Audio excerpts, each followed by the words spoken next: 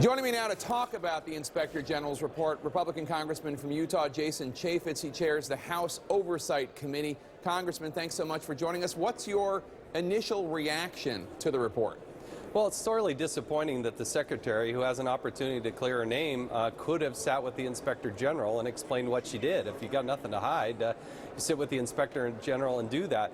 The Inspector General is able to sit with Secretary Kerry. They're able to sit with the previous secretaries, but only Secretary Clinton decided not to do that. I guess on the policy side, or the concern is that there was compromised, confidential, if not classified information that may have gotten in the hands of some very nefarious characters, and you worry about the danger that created in the world.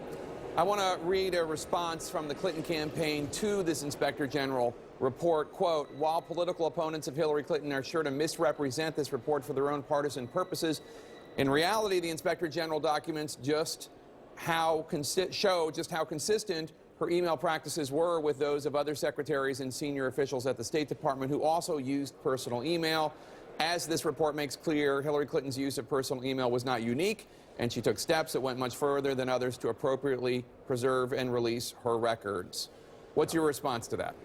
It was totally unique. To say it wasn't unique is a stretch by any sort. That is absolutely not true. The Secretary is the only one who created this convenient relationship with herself in setting up this email. It wasn't some evil Republican or some other conspiracy, other than she averted and tried to get around what was law.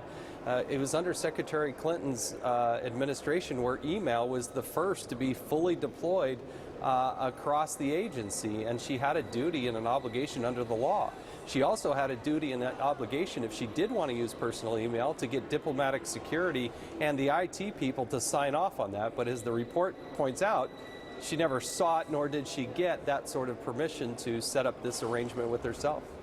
Did you find anything in the report that suggests Clinton or any members of her team violated not only State Department policy and practice, but violated the actual law? It's too early for me to tell. I cannot tell you that I've read every word of the report at this point. We're going to let the FBI continue in its investigation and find out and see what they find along the way. I want to be cautious and just stick to the facts and not try to spin this, but the concern is that she created vulnerabilities unnecessarily that may have it created a real danger and security around the globe. One of the missions of the investigators looking into this at the FBI is to determine whether Clinton or any of her top aides did any of this knowing that it was any sort of violation of policy or even worse, law. Do you see anything in here that suggests she did any of this knowingly in terms of being on the wrong side of the law? Well, as the Secretary, she's supposed to abide by the rules, internal, and the laws under the Federal Records Act. And it's pretty clear to me that she violated several of those. Now, again, when she won't sit down with the Inspector General and answer questions, it's very hard to understand what she did and did not do. But based on just the surface of the facts that she created her own system, and what I've been reading about with classified emails, even though she said there weren't classified emails, it's clear that there was a potential for a lot of violation here. Thank you so much, Congressman Jason Chaffetz. Appreciate it.